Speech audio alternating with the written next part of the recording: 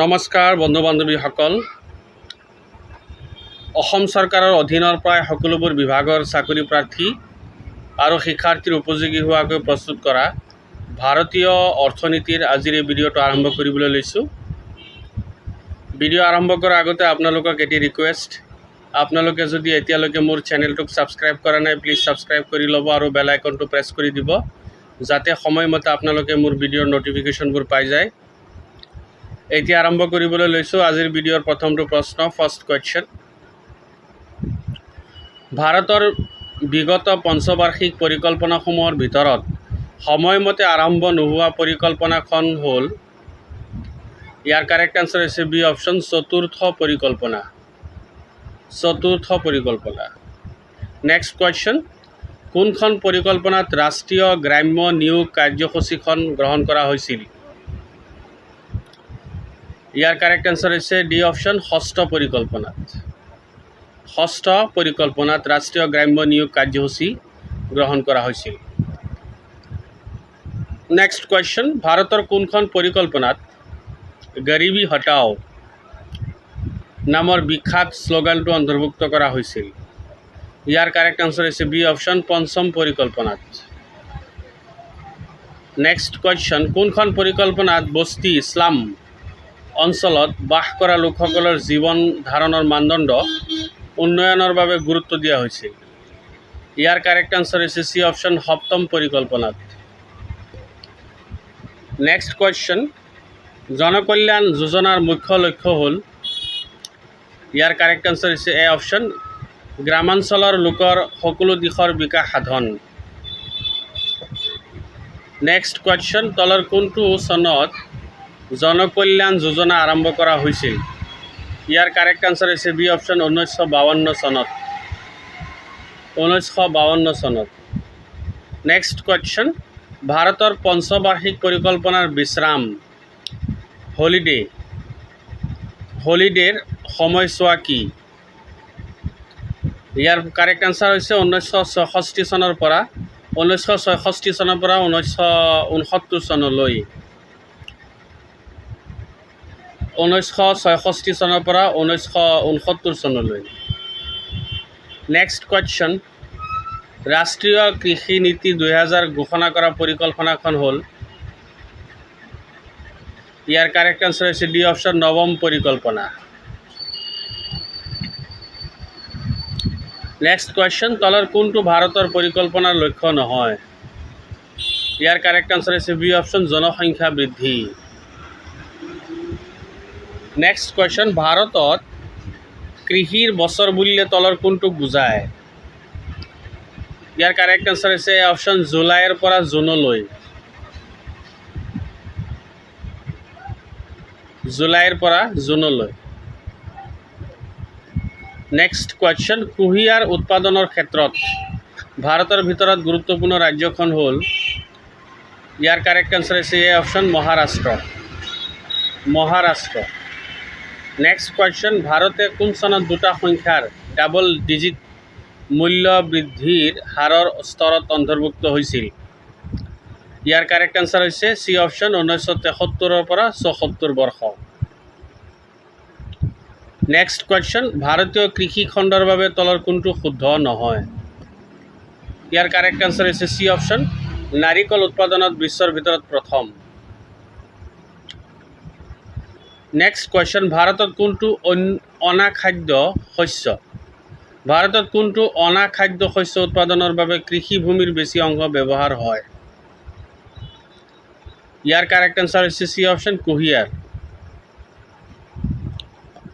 Next question, তলৰ কোনটো ভাৰত নিৰ্মাণ আঁচনিৰ মূল লক্ষ্য নহয়? ইয়াৰ কাৰেক্ট আনচাৰ হৈছে 6 বছৰৰ পৰা 11 বছৰ সকলো ছাত্ৰীক স্কুলত অন্তৰ্ভুক্ত কৰা। নেক্সট কুৱেশ্যন, ভাৰতৰ ব্ৰাণ্ড ইকুইটি নিধিৰ মুখ্য উদ্দেশ্য হ'ল? ভাৰতৰ ব্ৰাণ্ড ইকুইটি নিধিৰ মুখ্য উদ্দেশ্য হ'ল? ইয়াৰ কাৰেক্ট আনচাৰ হৈছে বি অপশ্যন, ভাৰতত প্ৰস্তুত কৰা বস্তুৰ এটা যথোপযুক্ত এ লেবেল মান প্ৰদান কৰা। নেক্সট কুৱেশ্যন, স্বাধীন ভাৰতৰ প্ৰথম ঔদ্যোগিক নীতি গ্ৰহণ কৰা বছৰটো হ'ল? ইয়াৰ কাৰেক্ট আনসাৰ হৈছে এ অপশ্যন 1948 চন। নেক্সট কুৱেশ্যন, স্বাধীনোত্তৰ কালছোৱাত ভাৰতীয় অৰ্থনীতিৰ নিম্নলিখিত কোনটো খণ্ডই আটাইতকৈ কম সম্প্ৰসাৰণ লাভ কৰিছিল? ইয়াৰ কাৰেক্ট আনসাৰ হৈছে চি অপশ্যন মটৰ গাড়ী। নেক্সট কুৱেশ্যন, ঔদ্যোগিক উৎপাদন আৰু মূলধন বিনিয়োগৰ ক্ষেত্ৰত সৰ্বাধিক অংশ লোৱা ৰাজ্যখন হ'ল? ঔদ্যোগিক উৎপাদন আৰু মূলধন বিনিয়োগৰ ক্ষেত্ৰত সৰ্বাধিক অংশ লোৱা ৰাজ্যখন হ'ল? ইয়াৰ কাৰেক্ট আনসাৰ হৈছে C option Tamil Nadu. Next question, Janakalyan যোজনাৰ শুভাৰম্ভ হোৱা চনটো হ'ল? ইয়াৰ কাৰেক্ট আনসাৰ হৈছে এ অপশ্যন 1950 চন। নেক্সট কুৱেশ্যন, ভাৰতৰ ঋণোপযোগী পুঁজিৰ সৰ্বাধিক চাহিদা কৰা বিভাগটো হ'ল? ইয়াৰ কাৰেক্ট আনসাৰ হৈছে চি অপশ্যন কৰ্পৰেট ব্যৱসায়।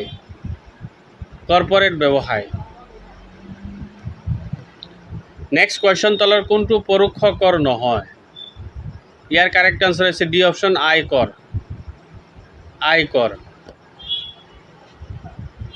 নেক্সট কুৱেশ্যন, প্ৰত্যক্ষ কৰৰ সৰ্বাধিক প্ৰভাৱ পৰা বিষয়টো হ'ল?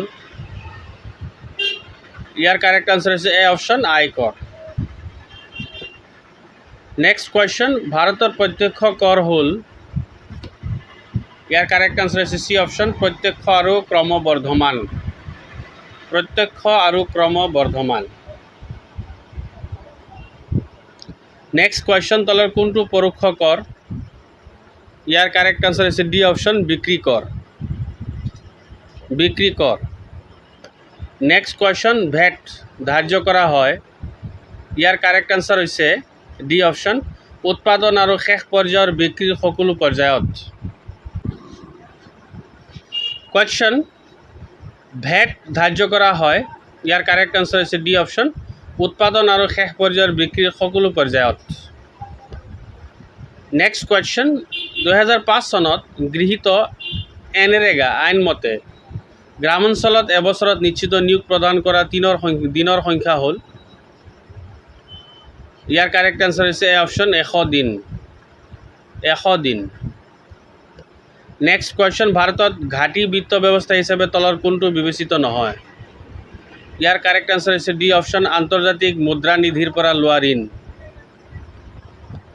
নেক্সট কুৱেশ্যন, ভাৰতৰ বাণিজ্য নীতি 2004 পৰা 9 ভাৰতৰ বাণিজ্য নীতিয়ে অধিক গুৰুত্ব দিয়া বিষয়টো হ'ল? ইয়াৰ কাৰেক্ট আনসাৰ হৈছে এ অপশ্যন 2009 চনৰ ভিতৰত বিশ্ব বাণিজ্যত ভাৰতৰ অংশ দুগুণকৈ বৃদ্ধি কৰা। নেক্সট কুৱেশ্যন, 1 টকাৰ ওপৰৰ সকলোবোৰ নোট আৰু মুদ্ৰা ছপা কৰা অনুষ্ঠানটো হ'ল? 1 টকাৰ ওপৰৰ সকলোবোৰ নোট আৰু মুদ্ৰা ছপা কৰা অনুষ্ঠানটো হ'ল? ইয়াৰ কাৰেক্ট আনসাৰ হৈছে এ অপশ্যন ভাৰতৰ ৰিজাৰ্ভ বেংক। নেক্সট কুৱেশ্যন, ৰাজ্যসমূহে নিজৰ ৰাজহৰ সৰ্বোচ্চ অংশ অৰ্জন কৰা উৎসটো হ'ল? ইয়াৰ কাৰেক্ট আনসাৰ হৈছে বি অপশ্যন আমদানি আৰু ৰপ্তানি কৰ। নেক্সট কুৱেশ্যন, তলৰ ভূমি গোটসমূহৰ কোনটোৱে ভাৰতৰ মুঠ ভূমিখণ্ডৰ সৰ্বাধিক অংশ আগুৰি আছে? ইয়াৰ কাৰেক্ট আনসাৰ হৈছে এ অপশ্যন প্ৰান্তিক ভূমি গোট। নেক্সট কুৱেশ্যন, ভাৰতৰ ৰপ্তানিজাত দ্ৰব্যৰ দ্ৰুত বৃদ্ধিৰ বাবে গুৰুত্বপূৰ্ণ এটা কাৰক হ'ল? ইয়াৰ কাৰেক্ট আনসাৰ হৈছে বি অপশ্যন ভাৰতীয় অৰ্থনীতিৰ উদাৰীকৰণ। নেক্সট কুৱেশ্যন, ভাৰতৰ ৰিজাৰ্ভ বেংকক ৰাষ্ট্ৰীয়কৰণ কৰা হয়?